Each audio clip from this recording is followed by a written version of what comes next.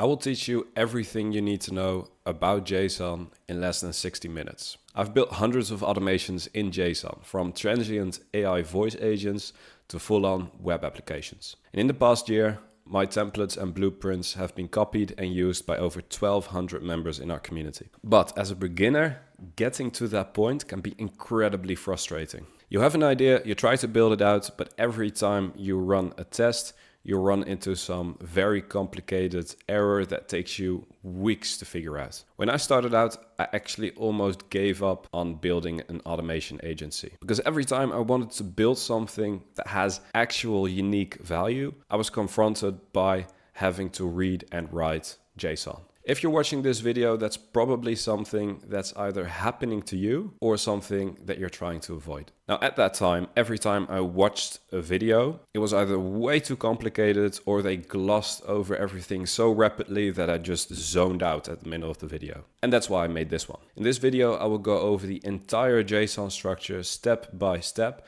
and you might notice something different because I might repeat some things over and over again. And this repetition is not a coincidence. It's actually necessary to get a good grasp of what we're learning today and to actually remember it. So my advice for this video is the following. If you're watching on phone, watch very closely. And if you're watching this on PC, try to actively follow along. Open another tab in your browser with a website that I'm going to show you in a bit, and try to tweak and rebuild what I'm building in this video. Now, if you watch this video closely and follow along step by step, perhaps even watch it twice, I will absolutely guarantee you that you can read and write JSON just like your native tongue. And honestly, it's actually worth it, because I remember that when I finally got a good grasp of JSON, my eyes really opened to everything that's possible when you understand reading and writing JSON and learn how to use no-code web applications. Right, so without further ado,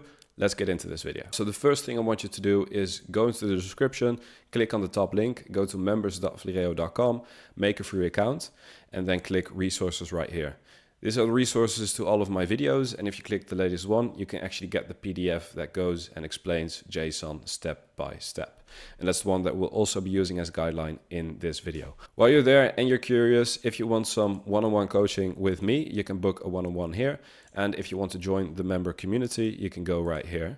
Also, we have a partner portal. If there's some things that you're quite familiar with and that you want people to reach out to you and hire you in order to build with them, you can make your account here. Or if you're requiring very specific skills for a project that you're working on, you can actually find people in this member community that you can reach out to and work together with.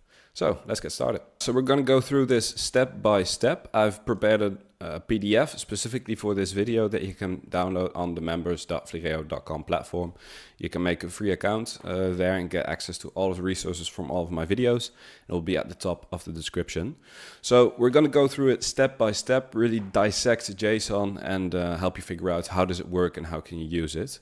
The easiest way to explain it, this is more of a high-level way of explaining it, a technical way. But basically what it is, it's a universal way for computers to talk to each other. So computers talk different languages, JavaScript, Python, C#, any of those languages, but computers want to talk to each other in a universal language, and that's JSON. And basically what it is, it's a way to transfer data from one computer or one system or one place to another digitally. And then every system to be able to interpret that and use that in their own environment. So what is the basic structure of JSON? Objects, arrays, key value pairs, and data types. Now the key thing that you actually have to understand is key value pairs. If you know what a key is and know what a value is, then objects and arrays and data types become way more easy to grasp. So key value pairs look like this right here.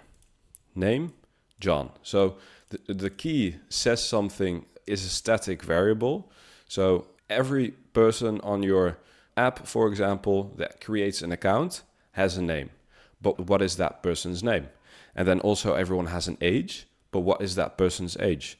So for example, if we were to go here and then say age, this is always going to be there, age. So that will be the key. It's a static thing that's going to be inside of your database. Easiest way to explain, this is Airtable. You can translate this into Google Sheets. You have the name right here, and the name is never going to change. So every time a row is added, this can change into anything, but the name, of course, stays the same because that's the column of that sheet. These could just as well be names. Now, I call this test, but you can call this John, and the second customer is going to be Linda, and then the third one is going to be Mark. So you get the point. Names are static, and the column is static, and then the names are variable. Now that's the easiest way to explain how key and value pairs work. The first one is the key, like name and age, and then the second one is the value, and that one can change. So for example, with John, it's going to be 20 if we were to read it out. Now, why am I typing 20? Because I want to show you the difference between strings or actually different data types like strings, numbers, booleans, null, object, and arrays. Now, I'm first going to go through these two, and then I'll explain to you how they work inside of objects and arrays. You would assume, having gone this far, that if you have keys and you have values, and the name is John and age is 20, that this would basically be 22. And while this is correct JSON, you want to be able to use that data in the form that it's formatted in.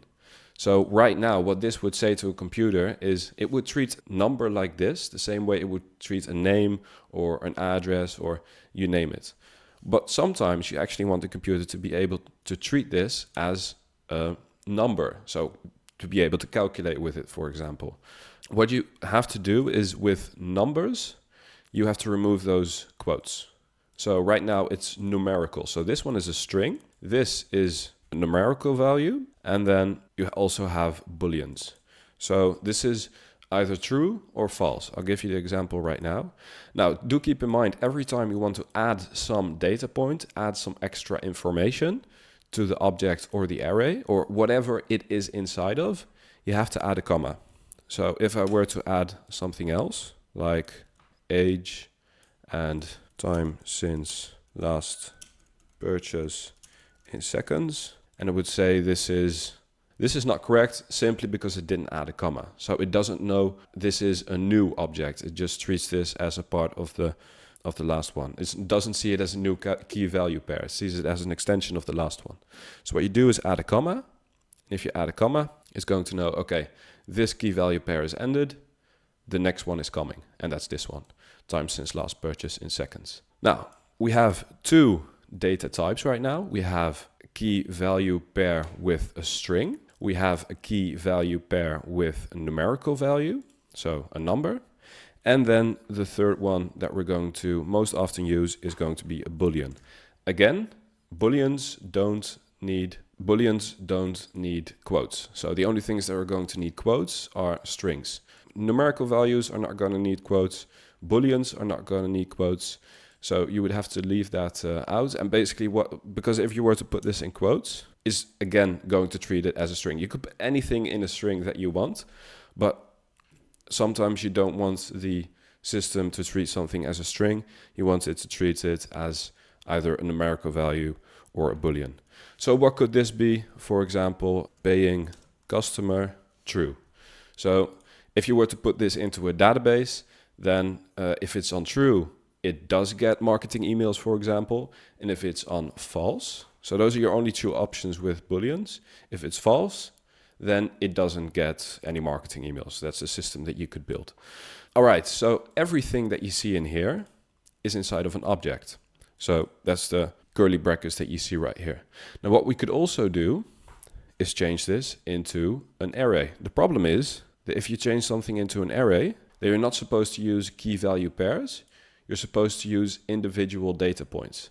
Because what the difference between an object and an array is the difference between a row and a column. So if we were to get the row of John, and this, for example, this would be age. So this is an example that we're going to use later in the video. But imagine that this was age, and then the third one was going to be paying customer. Then this is what we would get. And then we would get it as an object. So in curly brackets, because this is the information about John from a single row.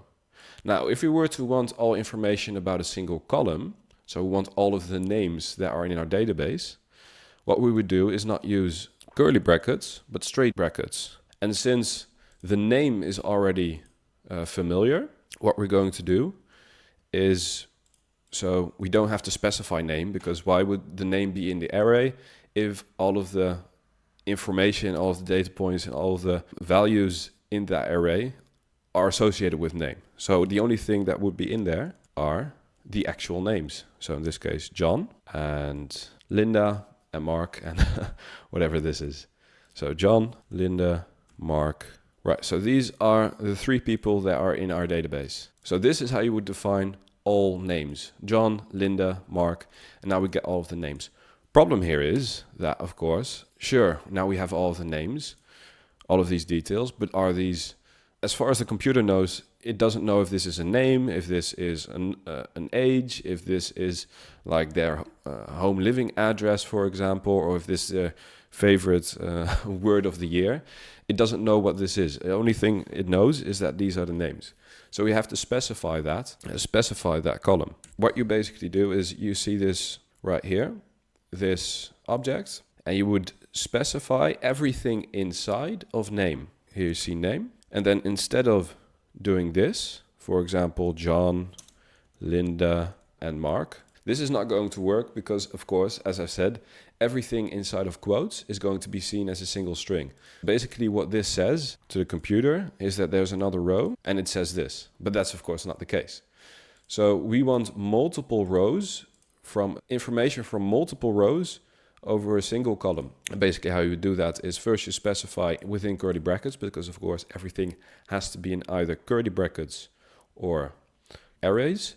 You would have to specify which column is it, name, that's the one in black right here. And then you don't add a string, but you add that array that we just made. Oh, I thought I had it saved. So you add an array because you have a list of values. You don't add key value pairs because there's only one key, there's only one column, and that's name, and that's this one right here. So you're not going to add a key value pair, you're going to add an array, because all of the values from name are what you're going to want to get.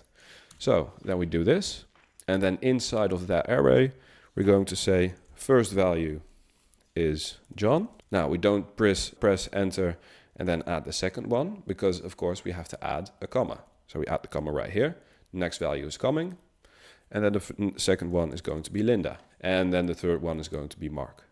Now again, it has to be in quotes, of course. And the system already tells us that it has to be in quotes.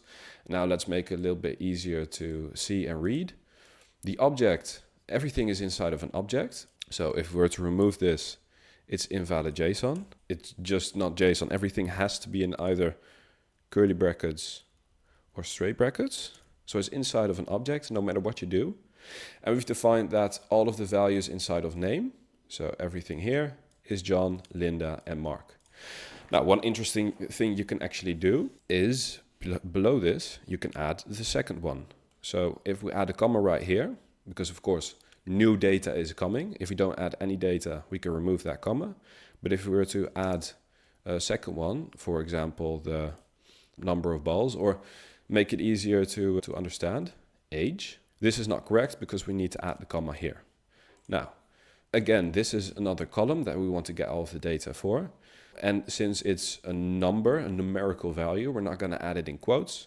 So we're going to say 22, 42, and 30. These are all of the ages that we have inside of the age bracket, age column. All ages are this, and all names are this. Problem here is that John's age is 22, and Linda's age is 42, and Mark's age is 34. It's a problem that this computer will not be able to recognize which age is associated with which name. So the way that you would actually structure this is if we open up another tab. So what we're currently doing is we're defining all information by columns. So the first one, name, is going to be the name column, and then age is going to be the age column, but they're not associated with each other. We want to know values per row. So we're going to identify those rows.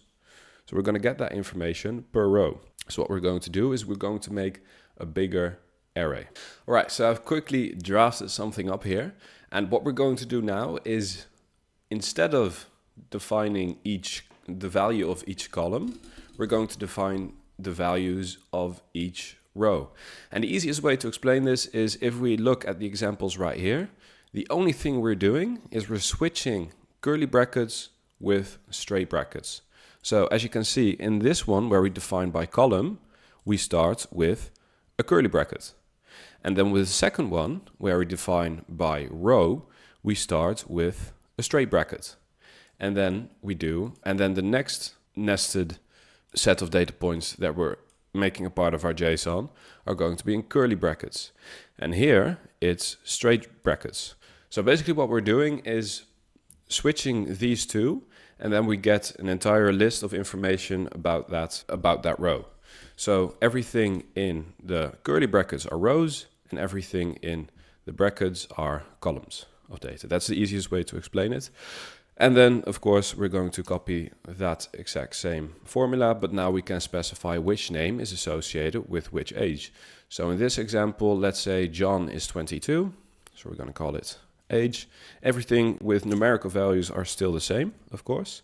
But John's age is 22. And then the second one is Linda. Linda's age is 42. Now, notice that even when you're using numerical values, the key is always still in quotes. So keys are always in quotes, doesn't matter where. It's just the value can either be in quotes, so then it's a string, or in a numerical value or in Boolean.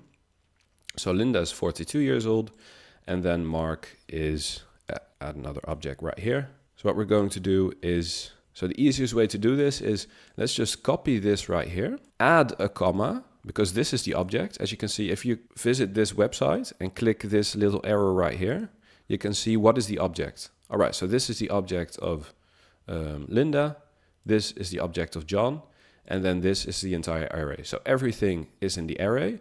These are the two objects that we have right here. And then if we were to add another object, we would, doesn't matter what we type, we would have to add a comma because a different extra data point is coming. And then we can copy Linda and paste it in here.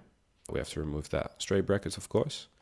And then if we expand everything, as you can see, John, Linda, and then of course this one has to be changed into Mark. So now the computer will know, okay, John is 22, Linda is 42, and Mark is 34. And to really round it off and get everything into that JSON, we can add that Boolean, purchase history true. So John has got some history in purchase. Linda has never purchased before, so for her it's false. And of course, Mark has made a purchase before. So this one's going to be true. Now, as you can see, we forgot to add the comma. This is the most common problem that people have with JSON, is forgetting commas, forgetting quotes, all of those things. And then if we format it, John is 22 years old. His age, okay, John is 22 years old and he has purchase history. Linda has never purchased anything and her age is 42. And Mark is 34 and he has purchase history, same as John. So now we've identified them. Actually, if you look at it this way, this might be an even easier way of visualizing it, where this one you could see in this format, and this one you could see in that format. This is more like a row, and this is more like a column. So John, 22, purchase history, Linda, 42, purchase history. And the great thing about this is there is no end to what you can add to rows or columns. So basically, as long as it's in an array or an object, you can add it to your JSON. So for example, if we wanted to give Mark another row, for example, what we would do is he gets a row inside of his own row. So it's like a meta row, you could say. And this is of course a bit more advanced, but if you wanted to, let's see, he has a sub row, he has a sub account, and his sub account is associated with his main account. So we're going to call this sub account, and then we're going to add this right here. And then now we can actually copy all of this data and put that inside of his sub account. Now we're going to, of course, have to remove that comma because nothing else is coming. And then if we look at it this way, Mark is the only one who has made a sub account. So his sub account is Mark the Great, for example. His name is Mark the Great. In his sub account, he's suddenly 43 instead of 34, and his sub account has not made any purchases yet. So that's his sub account. Now this one doesn't actually have to be populated. This one can be empty. So if we go to Linda, for example, she doesn't have a sub account. So that means that we can copy this, give it to Linda, but then in Linda's case, it's empty. So there's no values at all inside of that sub account, completely empty. She only has a main account. And then, of course, John, for example, has a sub account, but his name is not defined. So basically you can even make this null, which is another possible value. If you look here, we've got strings, which are you have keys, which are always in quotes, and then strings are also always in quotes, but numbers are the values next to the keys, and they're not in quotes. Booleans are not in quotes. Null, so literally just null, filling in null, which means it's empty, is also not in quotes. So what this means is that John has a sub-account, but that sub-account doesn't have a name, and that sub-account also, or rather, this is easier to understand, John New. The name of his sub-account is John New. His age is not defined, and his purchase history is false. So he doesn't have an age defined in his sub-account. And then Linda doesn't even have a sub-account, and then Mark has a full-on sub-account with a name, age, and a purchase history. But also, null is not strictly necessary. You could also, for example, just do this. Null is more something that you use for booleans and numerical values, but of course everything can be nulled. All right, so that is, now we have an array, so a list of rows, and some of those rows actually have their own sub-rows. So there's rows inside of rows. And you can make it even crazier and put rows inside of rows. So we can put that in here, and you can basically do that until infinity. Now, something else you can, of course, do is add an array. So, for example, which objects has this person bought before? Purchase history is true. John has purchase history. So now we want to know, okay, what history or what purchases has he made? What we're going to do is purchased objects, add a key, because we want to know, okay, what is this about? And then, of course, we add a column. So that's a list of objects. So not a row, because with a row, every single data point that you put in there has to be defined, because every row has a column. But with a column, everything, it falls under that column. So that means that we have a column that we're going to add, and we're going to see, okay, which values are inside of that column? Which objects has he purchased? So we're going to do this, and then add this. And then, of course, a comma, because things are coming below it. So if we were not to do the comma, then the subject would be seen as part of purchased object. And of course, that's something different. So we're going to add a comma right here. And now we can put anything we want inside of this array. So if we're going to look in here, what has he purchased? He has purchased bowling ball, bowling shoes. And what else has he purchased? A sandwich. There we go. So these are the things that he has purchased. Now, same as with the objects, you can give someone an array without having anything inside of that array. So if we go to Linda, for example, she does not have a purchase history. So since she does not have a purchase history, we can remove all of these values. So that means that her purchase history is currently empty. So if we look at this, John is 22 years old. He has purchase history. What has he purchased? Bowling ball, bowling shoes, and sandwich. And what is his sub-account? John New, age is null, and purchase history is false. Then Linda is 42 years old. She doesn't have a purchase history, so that one's empty. She doesn't have a sub-account as well. She probably just made an account and then never looked at it again. And then Mark is 34 years old. He has purchase history, sub-account. Okay, of course, with John, if we wanted to fix this, we would, of course, have to add a purchase history. So if we go in here, hit enter, of course, something is coming. And also the comma here tells us that the sub-account is coming. And then if we format it this way, we see we can edit what Mark has bought. So he hasn't bought a bowling ball, for example, and his sandwich was a donut. So he's purchased a donut, bowling shoes, and of course what we can also add is something like total money spent with us. Now, I add these things, but you can also just add spaces in here. It doesn't really matter. So don't get confused by that. Your keys can also contain spaces and it will still work. So total money spent with us. And then even if you're... So there's two ways that you could do something like currency. You could either put it in a string and then actually add your currency symbol, like euros, or actually let's do dollars and then $50. That's one way that you can do it. But basically the best way to do this is just using numerical values, because that's going to allow your system to actually more easily calculate with it. And it doesn't have to turn it into numerical values. So total money spent with us is 50. And then you could say in dollars. So it's going to be 50. And of course you can also add 0.4 to it, 0.45. So in numerical values, you can also add digits behind the comma. All right, so he has spent $50. And John has spent a bit more because he's purchased a bit more.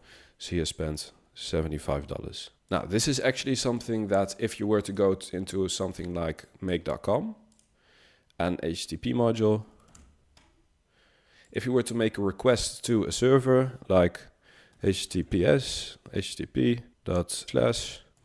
server, most cases it's going to be https, my fancy database.com, then what you could do is add an endpoint, and this is going to be, for example, your table. So you have a database like Superbase or Airtable. This is going to be inside of the documentation. So you're going to have to read that in order to know, okay, how am I supposed to make that request? Where am I going to send it to? I'm going to use headers and query strings. This is more of a JSON API thing, which I'll make a video on in the future, or if I actually have already made a video on, but I'll make a better one in the future. So what you're going to do is add your URL in here, make a request to that server, and then here you're going to define the table. For example, my customers right here. You're going to make a post request, which means that you're going to insert something into that database.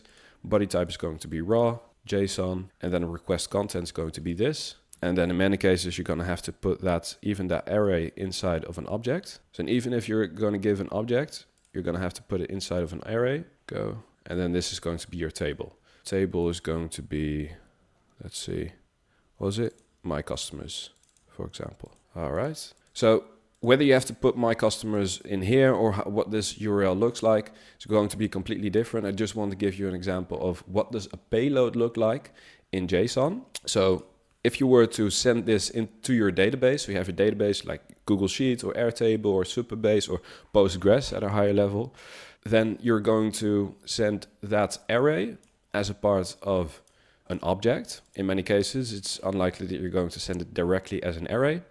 And then this one is going to define which table is it going to be sent to. So I'm going to send this to my Airtable, and all of this are rows and sub-rows inside of my customers. So the my customers table is going to get 3 rows added to it: John's row, Linda's row, and Mark's row. And then those are below each other, and they might look similar to this. These are just some examples that I want to give you. But 3 rows are going to be added. And then so if this was completely empty, it was going to add John, Linda, and Mark. And of course, it's going to add name, age, total money spent, purchase history, purchase object, sub-account.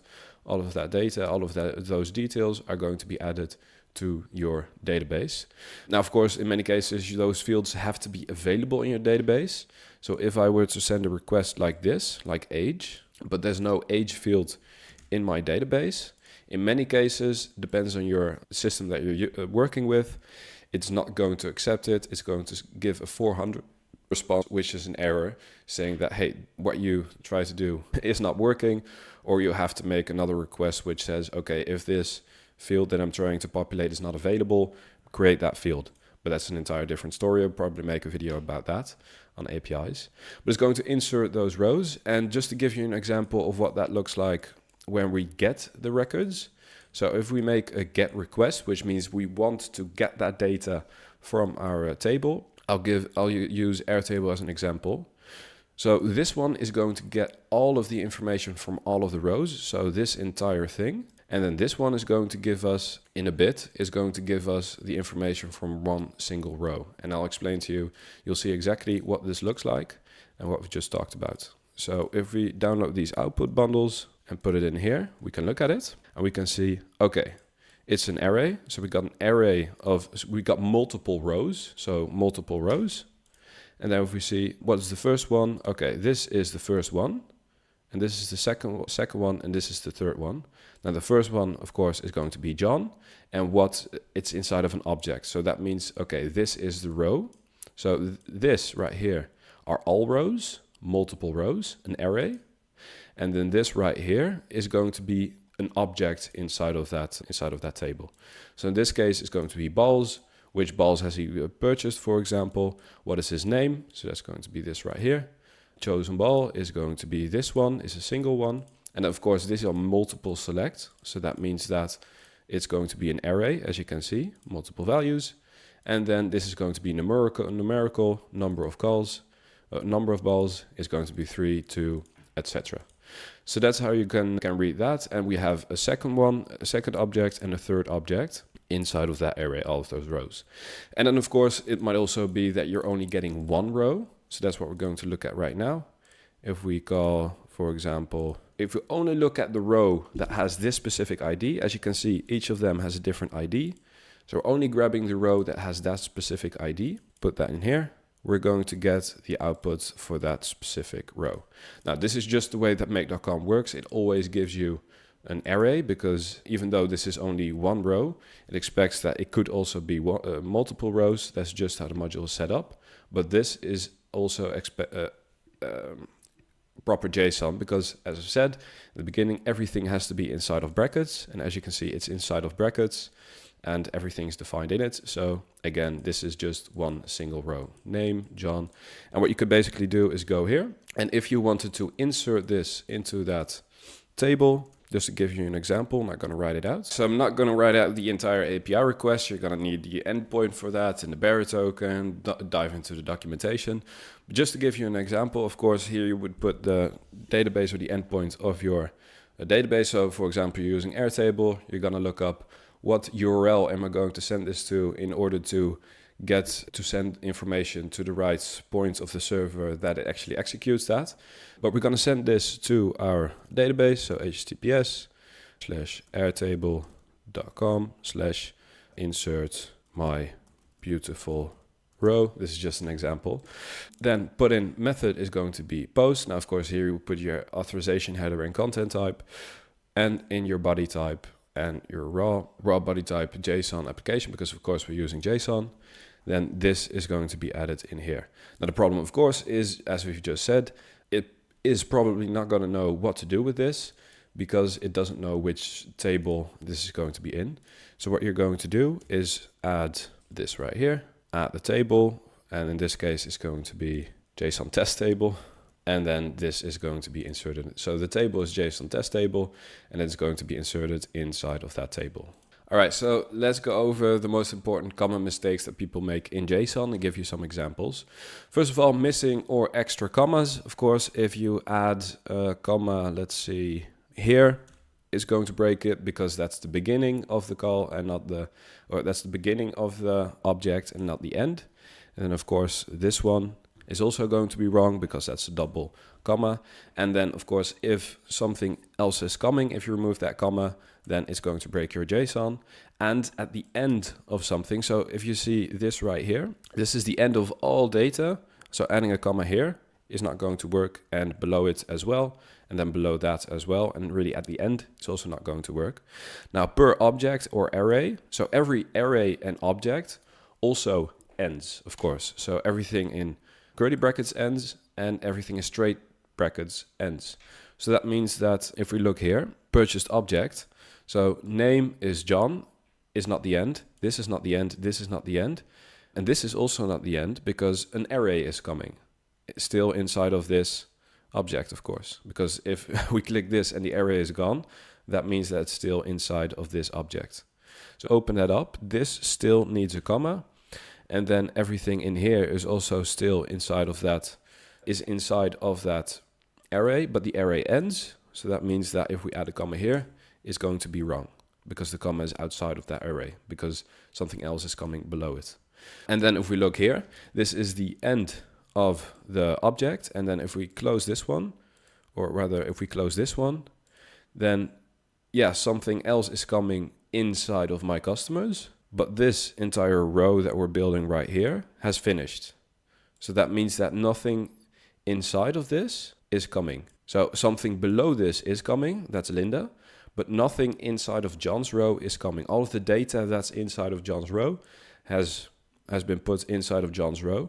So that means that this one does not have a comma because this is still inside of his row. And this comma only shows that there's another row, that's Linda's row. So that's why that has a comma. So that's how you structure commas and check for commas. And of course, also unquoted keys. Name has to be in quotes, and also single quotes don't work. So here, for example, this is in single quotes. That doesn't work. You really do need double quotes. All right, so in summary, JSON is a lightweight text-based format for structuring data. The core building blocks are objects, arrays, and primitive values, strings, numbers, booleans, and null. And each object consists of key value pairs. So first the key, then the value, the column, and then the row, or the data point. Where keys are always double-quoted strings, so keys are always double-quoted strings or numerical values without quotes. Arrays hoard ordered lists of values, which can be any valid JSON type. And then JSON is commonly used for data exchange between clients, so browsers, mobile apps, and servers.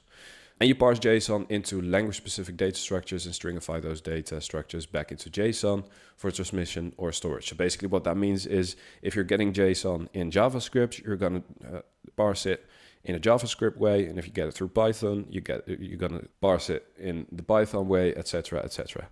And strictly follow JSON's syntax rules, double-quoted keys, no trailing commas, and valid data types. Right, so that was everything I had to tell you about how to read, write, and use JSON. Now, I want to make a suggestion because this world of AI is going very fast, and that is the main topic on my channel. And if you're curious about how can I get the most out of this new AI revolution, I've made a video on VAPI voice agents. Basically voice agents that can pick up the phone, leave a message, book a meeting, and also create a dashboard. It goes even more in depth on how you can practically utilize that JSON and to build transient agents. So that's written in JSON. We're actually using those HTTP modules to create an agent that has a very natural voice and can execute functions. And this is really the prelude to that video. So if you understand JSON now at a higher level, this video should certainly have helped you with that. Then that video is going to be very mind-opening for you. It will give you a very good opportunity to either dive into that AI space, which is absolutely booming right now with voice agents, and get familiar with it and make your benefit with it. Many people are either making it part of their current business or building an entire business model around these conversational AI agents. So I would highly suggest that you watch that video on transient agents, go through it, learn how it works if you're interested in that. In any case, if you watched through this entire video and actually learned something, even if it's a small thing, be sure to mention it in the comments below. I really appreciate the great comments that my videos tend to get. And I read every single one of them, and they motivate me to make the next best video that I can make. So yeah, thank you for watching, and good luck.